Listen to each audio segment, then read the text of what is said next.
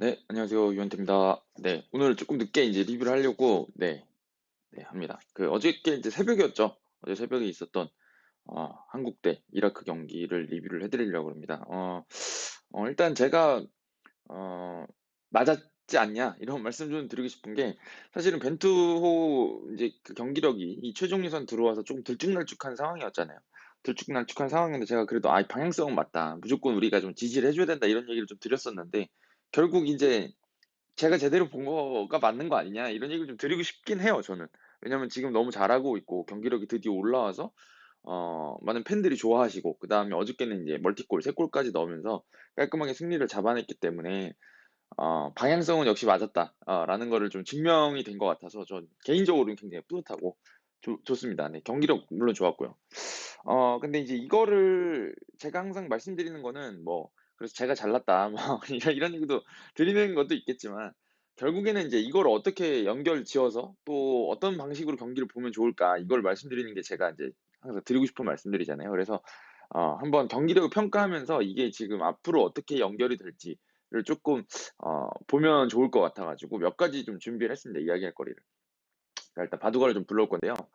자, 일단 어저께 제가 좀 인상 깊게 봤던 거는 아 일단 우리나라가 다양한 방식을 쓰기 시작한 겁니다. 그러니까 이 빌드업을 안 할 수는 없는 상황인데 그렇다고 해서 빌드업을 고집할 필요도 없고 그러니까 짧은 패스를 고집할 필요도 없거든요.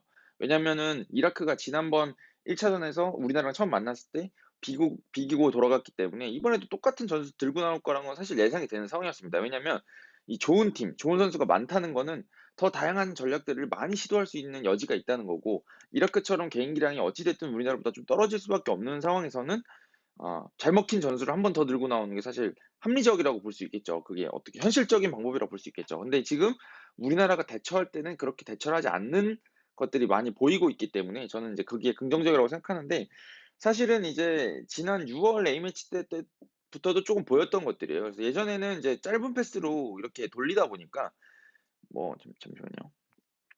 요런 쪽에서 그냥 공이 돌아가면 이쪽에 있는 선수들한테 여기 있는 이 수비 블록들을 크게 깨트릴 수가 없는 상황이 돼요. 이쪽은 거의 그냥 지키고 있는 상황이 되고 우리나라는 이 뒤 외곽 쪽을 주로 돌게 되는 상황이 오게 되는데 이게 그리 바람직한 상황은 아닙니다. 근데 지금 여러 가지 방법을 가지고 이런 것들을 해결할 수 있는 게 있는데 제가 보기엔 어저께 상당히 많은 것들을 보여준 것 같아요. 그래서 그 얘기를 좀 드리려고 그러는데 일단 뭐 간단한 것부터 말씀드리죠. 이게 안 나올 수도 있거든요. 안 나올 수도 있는데 그 하이라이트에는 그 전반 10분 55 초라고 제가 적어 놨는데 이재성 선수가 아마 조규성 선수한테 원터치를 이쪽 페널티 박스 정면에서 내준 장면이었을 거예요. 이쪽으로 이렇게 로빙으로 원터치를 딱 내준 장면이 있었는데 요 장면도 하나 있었고 전반 43분 50 초께에 황인범 선수가 이쪽 그것도 아마 여기였던 걸로 기억하는데 자기한테 들어오는 걸 원터치로 인제 스루 패스를 바로 내주는 원터치 패스로 내주는 것들이 있었거든요. 근데 이게 인제 제가 항상 말씀드리는 거는 그 이 수비수들이 가장 까다로워하는 공간은 결국 여기입니다. 페널티 박스 앞에서 이 1차 저지선인 미드필더들하고 이 수비수들 사이에서 공을 딱 잡으면 굉장히 까다로울 수밖에 없는 게 여기에서 공을 그러니까 이쪽에 공격수가 있는 상황인데 이 선수가 공을 잡으면 예를 들어서 잡았습니다. 잡았을 때 이 선수가 붙을 수도 있고 그러니까 붙으면은 공간이 인제 이 뒷공간이 나죠. 이 공격수한테 들어갈 수 있는 공간이. 옵사이드 라인을 깨트리면서 들어갈 수 있는 공간이 나게 되고 그렇다 그래서 여기서 그냥 놔 버리자니 여기서도 인제 이 선수한테 직접 패스가 들어갈 수 있는 공간이 생기고 여기를 이제 먼저 줘야 버리면 이 선수한테 슈팅 공간이 날 수가 있거든요. 혹은 이게 우리나라 지금 잘 쓰는 방법은 이제 측면으로 돌려 놓고 크로스를 다시 시도하는 방향도 있는데 어찌 됐든 여기 오면 너무 까다롭습니다. 그러니까 이 선수들이 막기가 어려운데 특히나 이게 더 까다롭게 만들 수 있는 게 여기서 인제 원터치가 한두 번 들어가기 시작하면 더 막을 수가 없어요.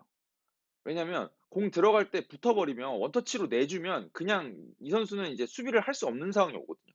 그냥 바로 벗겨지는 거예요, 원터치를 내주면. 근데 이거를 안 내주 원터치를 자꾸 내주는 것 같으니까 안 붙는다. 그럼 이제 아까 제가 말씀드린 것처럼 슈팅이나 위협적인 패스들이 나오게 되는 겁니다.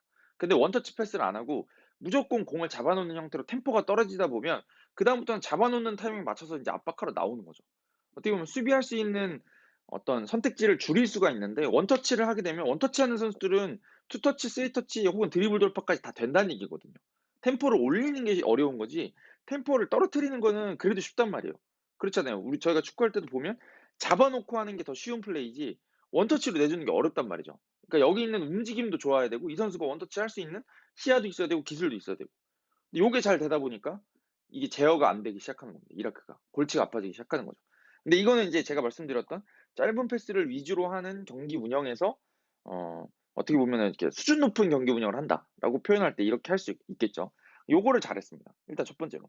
자, 그리고 두 번째는 측면 쪽으로 활용하는 거였는데 이거는 이제 득점 장면이 여기서 나온 거였어요, 사실은. 그러니까 지금 제가 여기도 배치를 이렇게 해 놨는데 정우영 선수가 인제 여기 서기도 하고 공이 좀 안 돈다 싶으면 이렇게 내려오기도 하고 혹은 이제 이쪽에 수비를 이렇게 놓고 본인이 일로 빠지기도 하고요. 그러니까 변형 3백 형태를 많이 세우는 지금 상황인데 특히나 밀집 수비 세우는 팀 상대로 여기서 이제 이용 선수가 이쪽을 오른쪽을 좀 많이 오르락내리락 하진 않지만 이쪽에서 항상 이 직선적인 움직임을 준비하고 있고 그에 반해서 왼쪽에 있는 김진수 선수는 상당히 높은 위치까지 올라가고 좀 자유롭게 중앙도 들어오면서 움직이는 걸 볼 수가 있었습니다. 어 이게 인제 중요한 이유는 이게 사실 팀마다 쪼금 다르긴 다르거든요. 예를 들어서 상대가 인제 3백을 선다. 3백을 선다 그러면 이게 이런 식으로 배치가 되기 때문에 그러니까 어저께 경기 같은 경우도 황희찬이나 손흥민은 좀 안쪽으로 들어와서 움직이는 상황이 되고 여기를 이제 여기에 더해서 인제 황인범이나 이재성 선수가 주로 움직이는데 어저께 경기 같은 경우는 황인범이 쪼끔 위에 많이 있었고 이재성 선수가 여기 위에 있다가 내려오는 경향들이 좀 많았죠. 연결해 주고 이렇게 하는 게 많았는데 어찌 됐든 여기는 이제 숫자를 5대 5로 맞춰 가지고 상대가 제어를 할 수 있는 상황인데 그 이라크도 인제 3백을 서기도 했습니다만 지난 그러니까 어저께 경기에서는 4백으로 나왔잖아요. 4백으로 나올 때 이제 수비 방법이 여러 가지가 있을 수가 있는데 이게 좀 강팀들이면은 이쪽이 풀백이 올라오거나 이 선수들이 이렇게 벌려 있을 때 이쪽 풀백들이 인제 측면 커버를 멀리 나가는 방법들이 있어요, 사실은. 요렇게 올라오면 여기 이렇게 제어하고 여기를 미드필더가 도와주면서 제어하는 방법들이 있거든요. 근데 이게 쉽지가 않은 게 어 뭐라 그럴까요? 개인 기량이 있고 공간이 넓어지면 공격하는 팀들이 유리할 수밖에 없잖아요, 결국에. 이쪽 공간을 허용한다는 거는 여기서 1대 1이 났을 때 제어가 잘 돼야 된다는 얘기거든요. 그렇잖아요. 여기서 공간이 딱 들어갔을 때 여기 황희찬이 이쪽에 딱 들어갔어요. 근데 이걸 미드필더가 여기서 1대 1이 제어가 돼야 이런 식으로 공간을 벌리는 수비를 할 수가 있는데 요게 상대적으로 개인 기량이 떨어진다 그러면 여기를 안 나가는 수비를 하는 팀들이 꽤 있습니다. 예, 이렇게 잡아 놓으면 어찌 됐든 중앙의 간격 유지가 되고 이 선수가 여기를 제어하면서 여기를 어떻게 틀어 주려고 하는 형태가 되는 거죠. 근데 이걸 왜 하냐. 그럼 이런 식으로 하면 문제가 또 뭐냐. 이 선수들이 측면에 있는 공격수들이 앞에 배치가 되어 있질 않고 여기까지 딸려 내려가서 이용 선수를 잡아야 된다 그러면 역습이 잘 안 돼요. 물론 어저께 인제 이라크가 몇 번씩 풀고 나오는 장면들이 있긴 했는데 이용 선수가 올라가면 올라갈수록 이 선수들이 너무 수비를 많이 해야 되는 거예요. 그러면 우리나라는 편하죠. 왜냐면은 전방 압박해 가지고 제어만 잘 되면 제가 뒤에서 말씀드릴 건데 전방 압박 제어만 잘 되면 얘만 잡으면 별게 일이 안 생기는 거예요, 사실은. 그러니까 이게 지금 이라크로서도 아드보카트 감독으로서도 아마 딜레마였을 겁니다. 하지만 결국에 인제 이라크가 선택한 거는 이렇게 포백이 가운데 쪽으로 밀집해서 서고 이쪽으로 이렇게 윙포워드들이 윙백을 풀백을 잡을 수밖에 없는 상황이 됐다. 예. 요게 인제 또 좋은 방법이 됐고 그다음에 측면이 된다는 거는 결국에는 이쪽은 공간을 틀어 줄 수가 없잖아요. 왜냐면 수비는 중앙 쪽으로 하다 보니까 측면 쪽에는 공간이 나기 마련인데 이걸 어떻게 해결해서 측면에서 공략할까가 굉장히 중요했는데 거기서 디테일을 좀 보여줬습니다. 황인범 선수 쪽에서도 이제 이용 선수한테 여러 번 이 스루 패스가 들어갔고요. 그다음에 득점 장면 얘기를 말씀을 안 드릴 수가 없는데 그거 저는 정말 잘 만든 장면이라고 생각해요. 그건 만든 장면입니다, 사실. 이게 제가 왜 그런 얘기를 왜 말씀드리냐면 제가 정확히 기억은 안 나는데 2019년 그 1 월에 그 아시안컵 있었잖아요. 그 경기 때 아마 16 강전이었던 투르크메니스탄전이었던 걸로 기억하는데 그때 아마 이용 선수가 크로스 올리고 김진수 선수가 들어오면서 아마 머리로 마무리하는 형태였을 겁니다. 음. 그게 이번 경기에 똑같이 나온 거예요, 그냥 준비됐던 게. 근데 그게 어떤 의미냐면 이게 이용 선수가 제가 중앙으로 밀집한다 그랬잖아요, 얘네들이. 그러니까 이 오른쪽에서 이용 선수가 뭔가 크로스 각이 나온다 그러면 여기에 뚫렸습니다. 그러면 이 선수가 나오긴 나오는데 이게 바짝 나오질 않고 결국엔 이렇게 중앙 쪽으로 모여선단 말이에요. 그런데 우리나라 선수들도 다 일로 들어가겠죠, 결국에. 헤딩을 해야 되니까. 혹은 잘라 먹어야 되니까. 이런 상황이 되면 누가 프리가 될 수 있냐면 이 선수가 프리가 될 수 있어요. 왜냐하면 여기 있는 얘는 전문 수비수가 아니다 보니까 수비 여기 박스 안까지 들어가는 일들이 잘 없어요. 그래서 이거를 순간적으로 뭔가 크로스 각이 나왔다 싶을 때 김진수 선수가 여기 위에 있다가 바짝 딱 들어가서 들어가면 이 선수 쪽으로 길게 넘어가면 완전 시야 밖에서 움직일 수 있어요. 그래서 그 장면을 잘 보시면 김진수 선수 쪽으로 수비가 이쪽에 있던 선수가 나와서 막긴 막는데 이미 들어와 있을 때까지도 김진수를 제어하는 선수가 없습니다. 근데 이게 2년 반 전에도 벤투 감독이 준비해서 썼던 거였고 그때도 인터뷰가 "이거 우리가 준비한 장면이었다."라는 얘기가 나옵니다. 골이 들어갔었나는 정확히 기억 안 나요. 제 기억에는 골이 들어갔던 것 같거든요. 물론 이제 김진우 선수가 마무리가 깔끔하게 안 되긴 했지만 결국에는 이쪽에서 완전 어그로를 다 끌어버리니까 반대쪽에서 움직이는 이재성 선수한테 너무 프리하게 나왔죠. 그러니까 이게 측면을 우리나라가 흔들 줄 아는 거예요. 지금 보면 그럼 공격이 잘 된다는 얘기죠. 제가 처음에 말씀드린 게 중앙에서 원터치를 해서 뭐 이렇게 흔들어 놓을 수 있는 게 잘 됩니다라고 했는데 그다음에 말씀드리는 게 "측면에서 잘 흔들어요."라는 얘기잖아요 지금. 그럼 뭐예요? 측면도 잘하고 중앙도 잘한다. 공격을 잘한다는 얘기죠. 그다음에 인제 또 하나 말씀드리고 싶은 게 어저께도 인제 후반전에 주로 나왔는데 이쪽에서 특히나 인제 많이 나왔던 장면들이 이쪽 약간 후방 쪽에서 이렇게 대각선 로빙 스루라고 그러죠. 롱패스인데 이 수비 뒤를 단번에 노리는 형태를 많이 쓰게 되는데 이게 좀 일리가 있는 게 뭐냐면 이쪽에서 이렇게 직선으로 넘겨줄 때는요 이게 잡기가 좀 힘들어요. 그렇지 않나요? 이게 본인이 쫓아갈 수 있는 게 공이 이쪽으로 바깥쪽으로 빠져나가기 때문에 이 선수가 반응하기가 이렇게 쫓아가기는 쉽지가 않은데 이게 이런 식으로 대각으로 넘어가다 보면 이게 여기서 찰 수도 있고 이게 쪼끔 길다 싶으면은 인제 가다가 이렇게 바깥쪽으로 갈 수도 있죠. 그러니까 이게 수정해서 궤도를 수정해서 이걸 맞출 수 있는 가능성이 많은데 후반에는 이게 많이 나왔습니다. 그러니까 이것도 좋은 게 뭐냐면 이게 수비 뒤를 자꾸 때려 넣으면 지금 이제 이라크가 실점하고 밀고 오려고 하는 상황인데 자꾸 본인들 뒤를 노리니까 나오기도 힘들고 그다음에 이게 효과가 롱킥 모션이 나오면 이 선수들도 당연히 이쪽 뒤쪽으로 물러날 수밖에 없는데 그렇게 되면 이제 이쪽이 편해지는 거죠. 아까 말씀드린 이 공간들이 벌어질 수밖에 없죠. 전진을 못 하니까. 여기 간격을 좁히지 못하게 하는 효과들이 있습니다. 이렇게 롱킥을 적절하게 섞어 주면. 근데 이걸 보면 어저께 이라크를 상대로 굉장히 어떤 밀집 수비를 해결할 수 있는 방법들을 잘 만들어 왔다. 요렇게 말씀을 드리면 될 것 같아요. 그 점에서 확실히 우리나라 선수들이 이게 조금 이제 '무르 익었구나.'라는 얘기를 좀 드릴 수 있을 것 같고요. 이게 저는 개인적으로 그렇게 생각해요. 어 이런 얘기 저런 얘기들 많이 있었지만 결국에 인제 좀 벤투 감독 칭찬이 될 것 같은데 멤버들을 그냥 믿고 가는 거죠. 자꾸 완고하다고 하는데 믿고 가니까 되잖아요. 이 선수들이 발도 맞아 들어가고 어저께 뭐 선수들 보면 제가 여기도 적어 놓긴 했는데 전반 9분 30 초예요.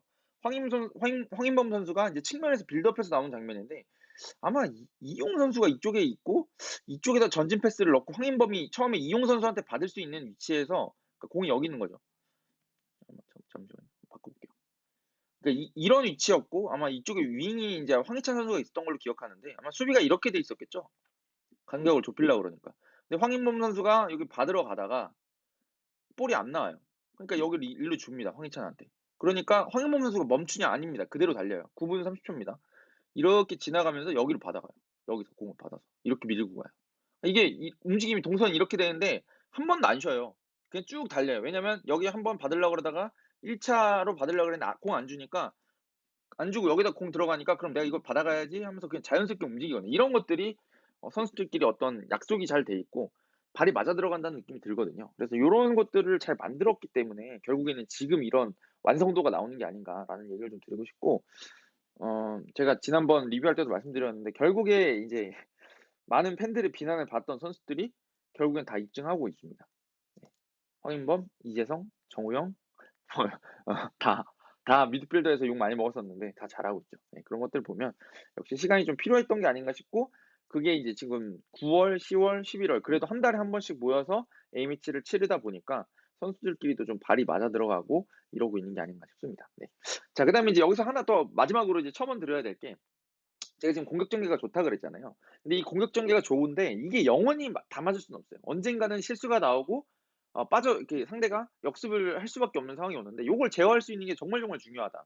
근데 어떻게 제어를 했냐 우리가 어저께 전방 압박으로 제어를 잘했다.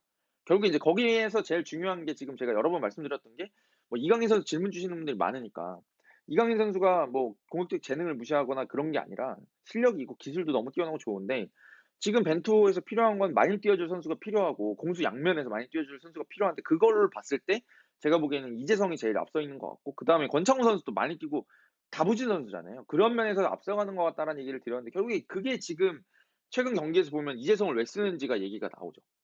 이재성 선수가 뭐 가끔 날려먹어 가지고 혼이 난 적도 있긴 하지만 정말 어저께도 보면 전방 압박 딱 빡세게 해 가지고 거기서 찬스들을 만들어가는 장면들이 많았습니다 사실은. 그래서 제 기억에는 그 황희찬 선수 그 전방 압박 자체죠. 전방 압박 자체 만들었던 황희찬 선수가 아마 첫 유효 슈팅 때렸던 그 장면인 것 같은데 그 장면도 지금 조규성 선수하고 권경훈 선수가 막 올라와 가지고 막 싸워 주면서 만들어내는 장면들이었거든요. 고런 것들을 보면 이 밀집 수비를 풀어내는 공격과 그거의 어떤 동전의 양면이라고 할 수 있는 전방 압박이 잘 맞아들어가고 있다. 그런 면에서는 확실히 완성도가 높아졌다는 얘기를 좀 드리고 싶습니다. 어 인제 제가 인제 여기에 좀 연관 지어 가지고 좀 생각이 드는 점들이 있어 가지고 쪼끔 더 첨언하고 가려고 합니다. 어 사실은 이제 저희가 좀 제가 냉정하게 좀 평가를 드리는 편이죠 사실은. 왜냐면은 뭐 "잘한다." 그러면 경기력 평가가 좋으면 문제점이 있다. 하나만 더 말씀드릴게요, 하나만 더. 그러니까 어저께 제가 좀 더 긍정적으로 봤던 거는 어제 역습에서 골을 넣는 게 참 좋았어요. 그 마지막 골이나 세 번째 골이나 그 조규성 선수 득점 장면을 보시면은 그 조규성 선수 페널티킥 얻어내는 장면을 보시면 순간적으로 이제 공간을 딱 치고 들어가면서 잘 뛰어 들어가 가지고 뭔가 만들어내는 장면들이 있었잖아요. 그게 굉장히 저는 막 멋있다고 생각했던 게 뭐냐면 우리나라가 지금 여지까지 계속 이기고 3승 2 무를 해 오면서 이번 경기 전까지 3승 2 무를 해 오면서도 "이거 잘하는 거 맞아."라고 말씀이 자꾸 이야기들이 나왔던 게 뭐냐면 크게 못 이겼었잖아요. 근데 크게 이기는 걸 이렇게 이기면 된다는 걸 이라크전에 보여줬어요. 한 골 먼저 넣고요. 여유 있게 경기 운영하면서 걔네가 기어 나올 수밖에 없게 만든 다음에 그다음부터 역습으로 하나씩 털면 편합니다. 요거를 잘 보여줬던 경기라는 생각이 듭니다. 여기까지 경기 내용을 좀 리뷰를 드리는 게 맞는 것 같고 그다음에 이제 제가 인제 말씀드리려고 하는 게 뭐냐면 결국에 강팀들이 어 경기력을 평가받는 거는 좀 냉정하게 봐야 된다고 생각하는 게 상대를 잘 구분해야 된다고 생각해요 저는. 예를 들면 이제 슈틸리케 감독이 그 러시아 가기 전에 2차 예선 때 정말 호평을 많이 받았습니다. 어 많은 득점을 터뜨렸고요. 답답한 경기들이 별로 없었어요. 2차 예선은 특히나. 근데 최종 예선 가니까 인제 카타르한테 지기 시작하고 뭐 막 그 두드려 맞는 거죠. 굉장히 기분이 나빴어요. 근데 이제 그걸 어떻게 봐야 되냐. 그러니까 슈틸리케 감독이 이제 전술이 딱히 뭔가 없었다는 거는 저희가 이제 많이 공감하는 바잖아요. 근데 이게 선수들한테 맡겨 버리니까 기량 차이가 큰 팀을 만나면 선수들이 1대1을 다 이겨 주니까 골이 쉽게 쉽게 들어가요. 제가 스리랑카전 때도 막 그 경기에서 막 김신욱 역시 막 김신욱 이렇게 하고 있을 때 제가 막 그랬잖아요. "스리랑카 상대로도 롱볼 축구 해야 되냐." 막 그 김신욱 선수 막 기용 논란이 있고 그럴 때 제가 "아니 스리랑카 상대로도 김신욱 넣어 가지고 롱볼 축구할 거면 저희가 왜 대체 빌드업을 해야 되고 그런 축구를 하냐. 김신욱 선수 상대로 물론 좋은 선수고 다 할 게 많지만 김신욱을 넣어도 땅 발로 넣는 걸 연습하고 안 되면 나중에 이제 급할 때 머리 쓰는 거지." 제가 그런 말씀 드린 적이 있었거든요. 근데 슈틸리케 감독 때는 그냥 우리가 이길 수 있는 방법이 그냥 아무렇게나 어떤 철학보다는 그런 쪽으로 좀 썼다고 생각해요. 저도 처음에는 되게 잘하는 줄 알았는데 그때 좀 많이 배웠습니다 사실. '아 이게 이런 게 아니구나.' 근데 지금 보면 어 지금 이 최종 예선에서 보여주고 있는 것들이 이제 좀 완성도가 올라가면서 좋은 경기력을 보여주고 있다는 게 장점인 동시에 저는 개인적으로는 이제 생각해야 될 점들이 있다고 생각합니다. 우리가 일단 해 봐야 될 게 이 빌드업하는 축구가 맞는가? 이게 지금 우리가 이기고는 있지만 '선수 기량에서 앞서 가지고 잘하는 거 아니야?' 라는 거를 일단 한번 첫 번째로 점검을 해 봐야 될 것 같고 두 번째는 이게 지금 월드컵 가서 1승 혹은 그 이상의 결과를 낼 수 있는 축구야? 라는 거를 저희가 좀 고민을 해 봐야 된다고 생각합니다 저는. 네 첫 번째부터 검토를 해 보자 그러면 저는 인제 어저께 경기가 또 하나의 다른 의미에서 반증인 것 같아요. 우리나라가 이런 축구를 볼을 잘 돌리는 축구를 패스하는 축구를 '해야만 합니다.'라는 거에 대한 해답이 아닌가 싶어요. 그러니까 어저께 이라크가 전반 초반에 뭔가 우리나라 상대로 공격하려고 하는 느낌이 좀 있었고 막 개인 기량도 보여주고 했지만 결국에는 위협적인 찬스는 잘 안 왔어요. 중거리 슛들이 대부분이었어요. 페널티 박스 안에 진입을 못 해요. 그쵸? 그 후반전에 롱볼 하나 넘어와 가지고 그 9번 선수였나요? 그 선수가 슈팅 때려 가지고 유효 슈팅 됐던 게 그나마 좀 위협적이었던 것 같고 중거리 슛도 좀 몇 개 있긴 했는데 그거 말고 페널티 박스 안에서 뭔가 준 기억이 없어요 저는. 그게 왜 그러냐면 들어올 능력이 없는 거예요. 개인 능력이 뭐 떨어진다기보다도 완성도가 그만큼 볼을 돌리지 못하니까 빌드업으로 해서 상대의 공간을 우리 수비진을 찢어 놓지를 못하니까 들어오질 못하니까 자꾸 중거리 슛 때리는 겁니다. 그 의미는 뭐냐? 중거리 슛은 확률이 떨어질 수밖에 없다. 물론 필요합니다. 필요한데 주전술이 중거리 슛 되면 안 된다는 거죠. 예. 그런 의미에서 우리가 왜 볼을 돌려야 되는지를 이라크를 보면 알 수 있었다. 그러니까 이라크는 나중에 1대 0으로 지니까 지금 급하잖아요. 탈락할 위기니까 빨리 골을 넣어야 되는데 대안이 없어요. 그죠? 대안이 없죠. 우리나라 전방 압박하면 그냥 롱볼 차내고 다시 수비해서 뺏은 다음에 우리가 역습 기회를 할 수 있게 그냥 대한민국의 어떤 역습이 뭔가 실수를 하기를 혹은 우리 선수 누군가 기술 좋은 애가 한 명을 제쳐 주기를 기다릴 수밖에 없는 상황이 되는 거죠. 팀으로서 해결이 나올 수 있는 게 없으니까. 그러니까 그게 역설적으로 우리나라는 지금 이렇게 볼을 돌리는 거를 바꿔서 생각해 보면 우리나라가 뭐 저 월드컵 가서도 유럽이나 남미 강호들을 만나서도 물론 롱볼 차고 그냥 다시 수비해야 될 때가 필요할 겁니다. 하지만 어떻게든 한 번은 돌려서 공을 예쁘게 풀고 나오고 그다음에 이 저기 상대가 우리나라가 먼저 실점하거나 득점이 좀 필요한 상황에서는 주도권을 잡았을 때 상대를 그래도 공략할 수 있는 방법들을 만들어 가야 된다는 거죠. 그런 의미에서 저는 이런 작업들이 그 큰 궤를 봤을 때 굉장히 의미가 있는 작업들이라고 생각합니다. 네, 그래서 좀 저는 여전히 지지하고 있고 어떤 경기 결과 때문이 아니라 그런 과정들을 좀 더 봐주셨으면 좋겠다는 얘기를 좀 드리고 싶어요. 자, 그리고 두 번째는 이제 강팀 상대로 제가 말씀드린 것처럼 어쩌다 보니까 말씀을 좀 드리게 됐는데 강팀 상대로 이게 먹히겠느냐라는 게 중요한데 결국에는 이게 강팀 상대로 우리나라가 지금 이라크를 두드려 패듯이 팔 수는 없어요. 잘 봐줘야 반반입니다. 많이 진짜 많이 봐줘서 우리나라 선수들이 막 미친 듯이 압박해 가지고 해봐야 점유율이 제가 보기엔 55 대 45를 넘어가기 쉽지 않아요. 60% 넘어가기 쉽지 않아요. 말도 안 돼요. 60% 넘는 거는 불가능입니다. 현실적으로 불가능하다고 보고 진짜 많이 봐야 55대 45고 우리나라가 좀 유리하고 아니면 거의 50대 50이라고 봐야 되는데 결국에 이럴 때 지금 우리나라가 먹힐까를 생각하는 게 중요한 것 같아요. 그러니까 이거는 지금까지 우리나라가 최종 예선에서 해왔던 것과는 전혀 다른 차원의 문제가 될 겁니다. 근데 저는 이것도 일리가 있다고 생각해요. 왜냐하면 우리나라가 어 아랍에미리트나 이란전 상대로 그래도 뭔가 밀집 수비하는 팀보다 좀 시원하다라는 느낌을 받으셨을 겁니다. 경기력이 좋지 않다고 하는 와중에도.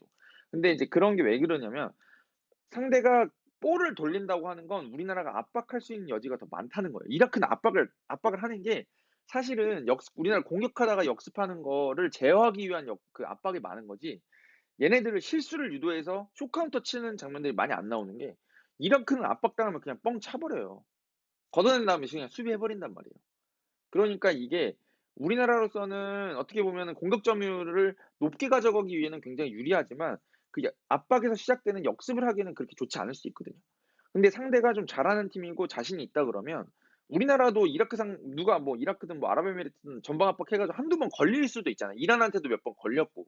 그런 것들이 오히려 우리나라가 풀어나올 수밖에 없는 상황이기 때문에 또한 그 어떤 주도적인 축구를 위해서는 쪼끔 내줘야 될 부분이 있거든요. 그게 인제 어떤 전방 압박에서 오는 위기라고 볼 수 있는데 그걸 역으로 우리도 잡을 수 있다는 거죠. 그런 면에서 봤을 때는 제가 보기에 전방 압박과 이 짧은 패스를 위주로 하는 거는 분명히 이 강팀들 상대로도 우리가 취해야 될 굉장히 좋은 전술이고 유효한 전술이다. 이런 얘기를 드리고 싶습니다. 그래서 잘하고 있다. 잘하고 있다. 근데 이게 무슨 결과를 제가 막 공언하는 건 아닙니다. 더 큰 팀 상대로도 이길 수 있다. 이런 얘기를 드리는 게 아니라 우리나라가 그래도 바보같이 그냥 아무것도 못하고 두드려 맞지 않고 우리도 우리 거를 하고 와야 될 거 아닙니까? 최선을 다해서. 그렇게 하기 위해서는 지금 하고 있는 방향이 맞다는 생각이 들고 네, 그렇습니다. 뭐 이제 여러 가지 얘기들이 있을 것 같은데 뭐 선수 기용들 조금 완고하죠. 저도 뭐 그거는 동의합니다. 선수 기용이 굉장히 보수적인 건 알겠는데 뭐 결과를 내고 있으니까 말할 게 없는 것 같아요. 그런 생각이 들고 어찌 됐든 점검을 꾸준히 하고 있으니까 네, 그런 면에서 참 어 '잘하고 있다.'라는 생각이 듭니다. 어 더 드릴 말씀 있을까요? 지금 생각해 보니까 얼추 다 말씀드린 것 같아요. 네. 오늘은 쪼끔 어색하네요. 이렇게 밝은 데 리뷰를 하려고 그러니까. 하지만 적당히 인제 리뷰를 했으니까 가 보도록 하겠습니다. 여러분 감사하고요. K리그 얘기로 다시 돌아오도록 하겠습니다. 감사합니다.